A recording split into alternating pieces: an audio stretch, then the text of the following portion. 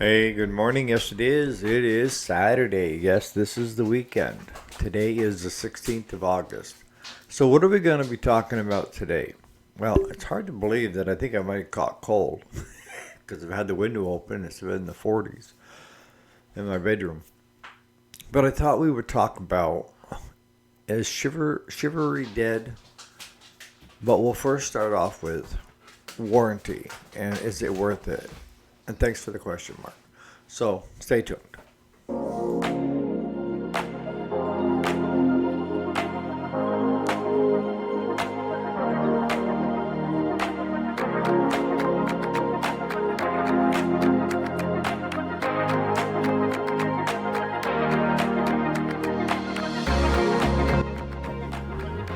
Alrighty, welcome back to the channel. My name is Eric, if you didn't already know it. And yes, this is the weekend. The weekday is Monday through Friday. We normally talk business, but sometimes we go off the rails, or we do both. And sometimes I will even do business on the weekend. Today we're going to do a little bit of both. It's one on is it worth doing warranty for the big box stores?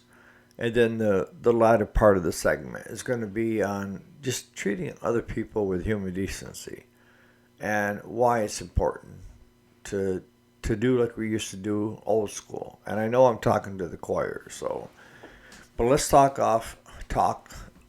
first about warranty with the big box stores. It's a double-edged sword.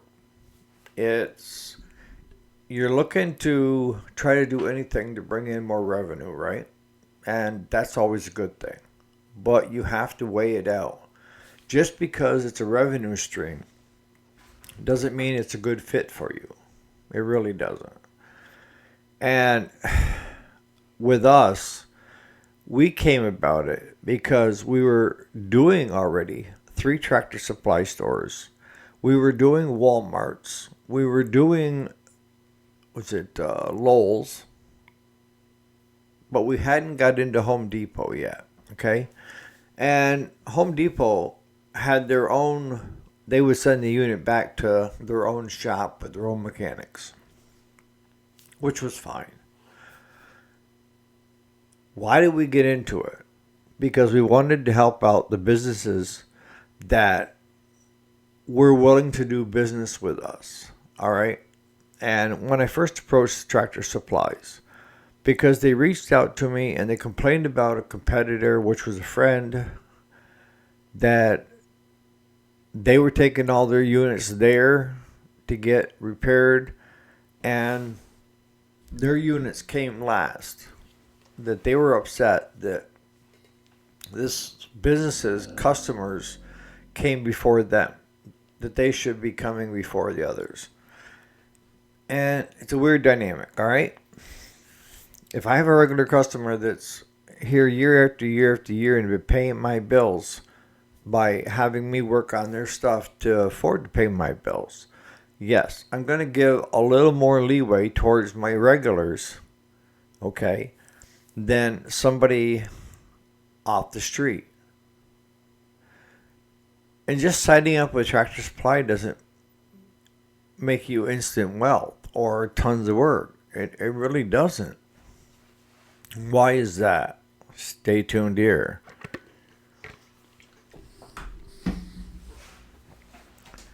It's because they want you to be a warranty shop for everything that they are selling.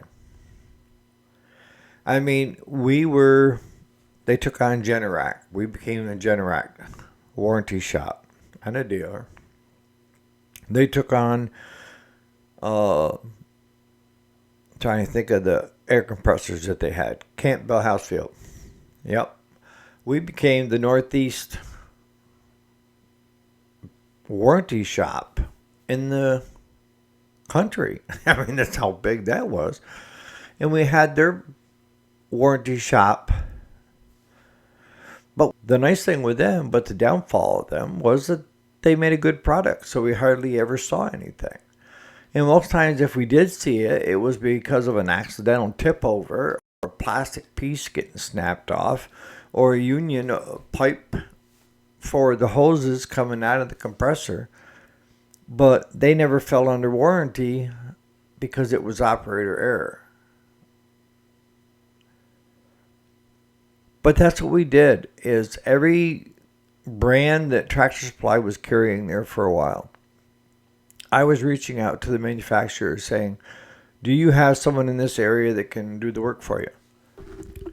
And, I think it's less so now than it was, but then you had territories, okay? So if you had somebody already doing it for that manufacturer, they didn't want two people in close proximity because it was taking money out of the other one's mouth, right? So they want to take care of one decent deal, or they did quality work, and it was fair. That's the big thing.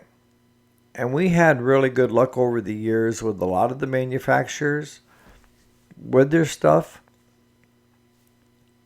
And we even started, doing Northern Tool. There was another one that we used to do warranty work for them in our area. That some were good payers and some weren't. And what I found is that the way I approached warranty work is I'm not willing to lie for anybody. I'm not. And I'll be dead up front with them right off the bat. I will tell the store that's selling the product to the customer that is buying the product.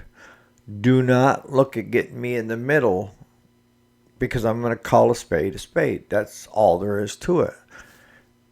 If it's operator error, don't look for me to be in your court, because I'm not going to be, because even you screwed it up.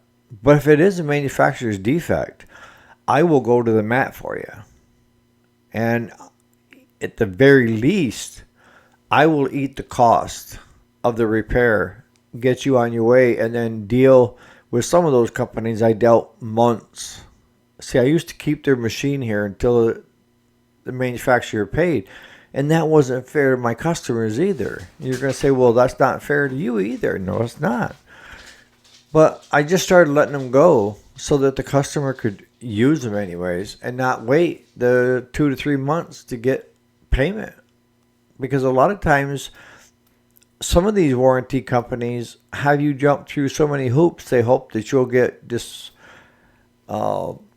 give up, basically.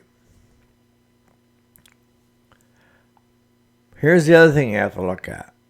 Not all, but a good majority of people that are buying them from Walmart, Lowe's, Home Depot, Tractor Supply, Northern Tool, they're not your backyard enthusiast that knows how to use a piece of lawn equipment, whether it be a lawnmower, push mower, rototiller, you name it. Most often, especially now, everybody's watching YouTube videos to get answers. The only problem is that there's a bunch of asinine videos out there that just make me shake to the core of, please don't try this at home, So I'd always cut the customer's machine loose unless it was the customer's issue. See, there's the catcher. Now, if I told the customer, look, this is operator error. This is something that you did to the unit. I'll be happy to fix it, but it's on your dime. And they were always the loudest to scream. Well, the store told me this, that it would be covered. And this is how you run business. And I explained to them, the store doesn't run my business. I run my business. I've already read through all the hundreds of pages concerning warranty work. And the biggest one that sticks out that says if it's not a defect from the factory, the manufacturer is not willing to fix it.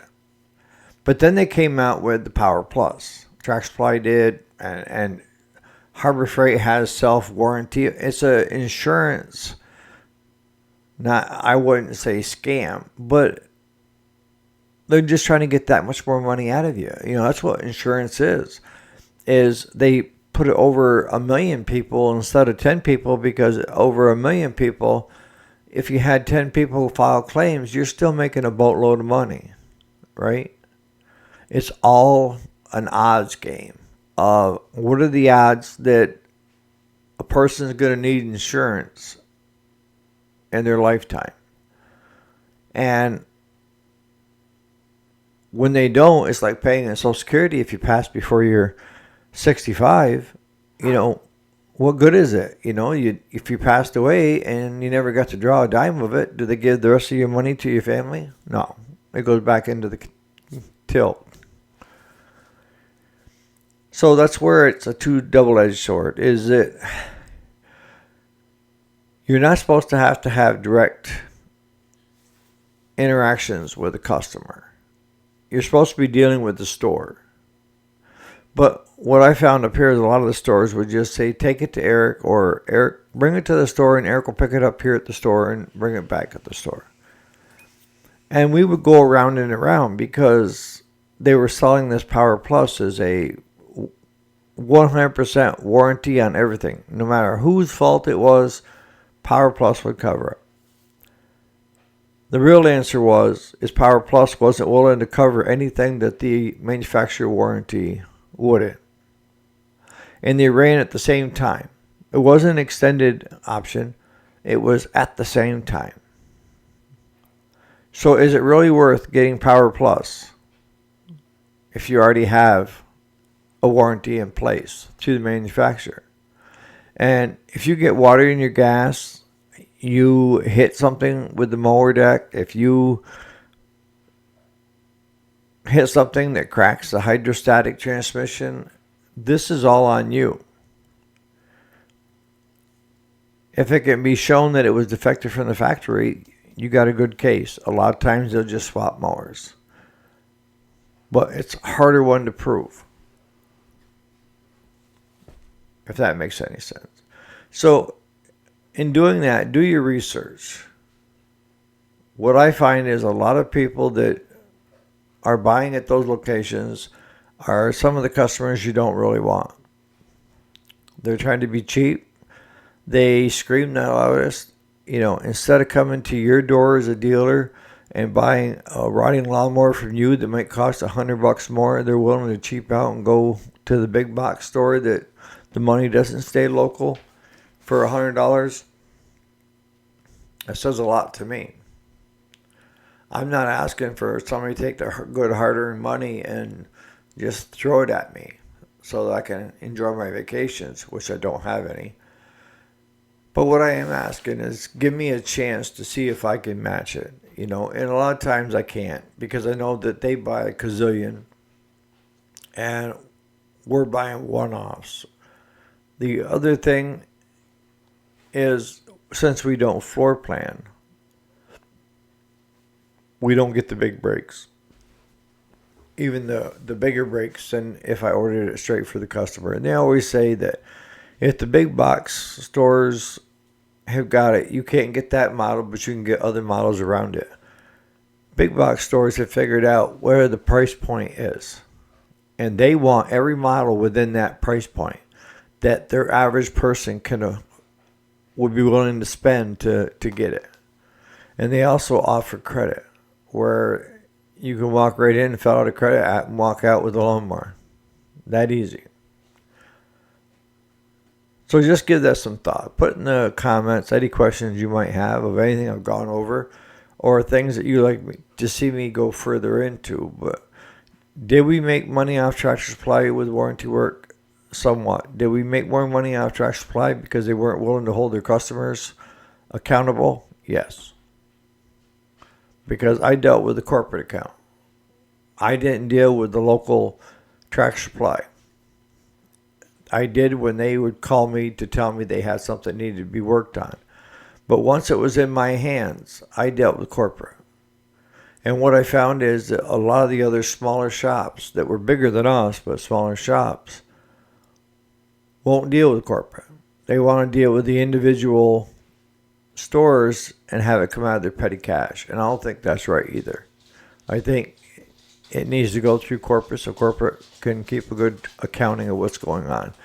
Because corporate needs to see trends. And if you're not seeing the trends because your own stores are trying to cover things up, that's not good either. All right, so that's part of phase 1 of the Sporting Talk. The next one's going to be on decency. I mean, when it comes to this topic, I know I'm I'm talking to the choir. I mean, most of you are old school like I am. You try to do it for others that you would hope they would do unto you. You try to help people whenever possible. And you try to make other people feel special. Those are very easy things to do during your daily life. I made a post on Facebook about how I was watching this young lady at the supermarket, and she was trying to contain three kids in the vehicle while unloading her shopping cart. And I had gotten mine unloaded, so I waited right there. I knew I had to take mine back anyways. Why not try to help her out, wait an extra minute, and then grab hers? So when she got done unloading her groceries and stuff, I said, "Here, let me take that for you. I see you got a handful there, and I'll put it away for you." And she said, "Thank you so much." Now, did I need to hear the thank you? No, but it was nice to hear. And this is something that I've raised both my kids, and I have done it with my grandkids, is if anybody takes any time out of their day to do anything for you, you damn well better be saying thank you. It's not that hard. It's two words, thank you. I actually went farther than that with my own kids, with an example of I don't care if somebody takes a dump and puts it in a box and puts a ribbon on it and hands it to you. Just take a look and say thank you and give it back to them. But still say thank you because they took time out of their day to even think of you. Which my daughter is like, that's the most asinine thing I ever heard. Why is it that we're not seeing so much of it anymore? And I think it's because a lot of it is with the technology, the phones and all that stuff where people, are living there instead of in the real world. And I don't know about you, but you go into Walmart, you go into the grocery store, and people have got their phones like this, and they're talking to other people, and they're running into you with their carts and everything else. And it's like, can't you just wait until you get home or out to the vehicle to have this conversation? Why do you need to have it on speakerphone in the middle of Walmart? I mean, the only thing next better than that would be to have your phone up by customer service so they can put you on the intercom so everybody can hear your conversation because most of us have already heard it. I had to slow down my life so that I started looking for ways that I could help other people. And I found that it didn't take a lot of effort on my part. It didn't. And it's more noticeable now than it was just 20 years ago. But us old guard and older are getting older and leaving this world and going on to the next. So, and are we teaching the young kids? I know if you go out into the South, Alabama, that I went there and all those kids were yes sir, no sir, yes ma'am, no ma'am, very courteous. Family was family. They get together in large groups, big barbecues. I loved that. I actually considered moving there at one time because they had a buck and a doe that you could take per hunting season per day. But I went there for the week to hunt. All I saw was a wild pig. And then they were pissed at me because I didn't shoot the pig. Because I thought it was some farmers that had gotten loose and was running loose down to the bottom of the woods there. But we need to be teaching our young kids to learn to spot to help others when they're in need. Helping others that are in need is not a bad thing. Having a needy person all the time is. You have to be able to tell the difference. Because sometimes with a needy person, if you go to help that person,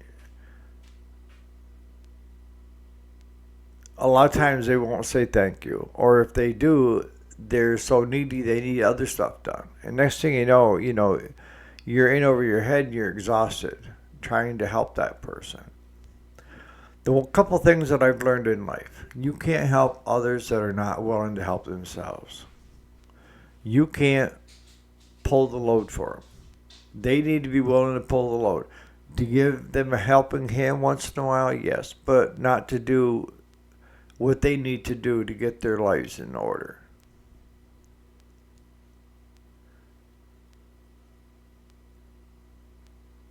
I like to be told thank you. Is it needed? No, but it's nice to hear. And when I was at Upstate Hospital, I became known as the kindest patient they had because I was constantly thanking everybody for everything they were doing. And they're like, but that's our job. No, it's not. You know, I know people that have jobs and, don't take it the way these people did.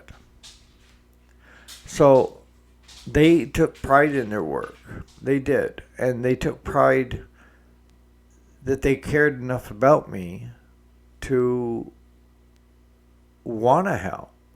And I think what helped me the most while I was there and the relationships that I developed with the staff and the other patients was I recognized someone that was gracious and grateful for anything offered. Anything. Because I have been raised that if anybody does anything for you, takes time out of their day, be sure to thank them. We're not talking platitudes. We're not talking just one-liners that you say because you know that it's good. No, it needs to come from in here. You need to be thankful and honestly thankful. Saying thank you and being honestly thankful are two different things in my book. I can say thank you very much and say thank you so much. You see the different variation in tones. You're saying kind of the same thing, but one has meaning and the other one is kind of, you know what I'm talking about. But are you seeing it as well? I think it's a lot to do with the older crowd. That, we're just disappearing off this earth and nobody's teaching the young kids what common decency is all about. Put in the comments what you think. I know it's a big topic, but it's one of the easiest things to actually do, but you have to be sincere at it. You can't just fake it till you make it. One of the things that I like to do is I'm out and about all the time, is smile. I can tell when someone's having kind of a rough day. And just simply smiling at them, I would say better than 90% of the time they smile back. And it drives Claude crazy sometimes too, is that people will come up to me out of the blue and just start having a conversation with me for an hour. And then Claude will say, who was that guy? I said, I haven't got a clue. But they felt comfortable in coming to me and talking to me. And I hate to tell you this, but it happens. It happens a lot. But that's good because I'm interested in other people. I'm interested in the relationships that I have with others and the people. It's never been about money, fame. What do they call it? The 5 seconds of fame. It's never been about any of that stuff for me. I don't need to be put up on a pedestal somewhere and worship to. Not even close. I just want to be your friend. That's it. Money, I know Amos, I can hear you in my head after so many times, is you need to define what comfortable is. And you can even tell me this as well, Amos, is that you could have a new truck, a new this, a new that. But what are you more comfortable with? A good old truck that runs and drives? Your older tractors? Because it's something that you can mechanically fix, too, if it's having problems. You don't need to find things in life to define who you are. You already know who you are. And I think that's what I'm trying to say is I already know who I am. I don't need to have things, fancy cars or flashy rings and this and that to help define who I am. The only thing I do like to be defined as is down to earth, approachable, someone that would help you if you were in need. On that note, put in the comments what you think. You guys have a great Saturday, and I may squeak one out in the morning. This morning I'm going fishing. I already got the boat hooked up. So wish me luck. All right, guys.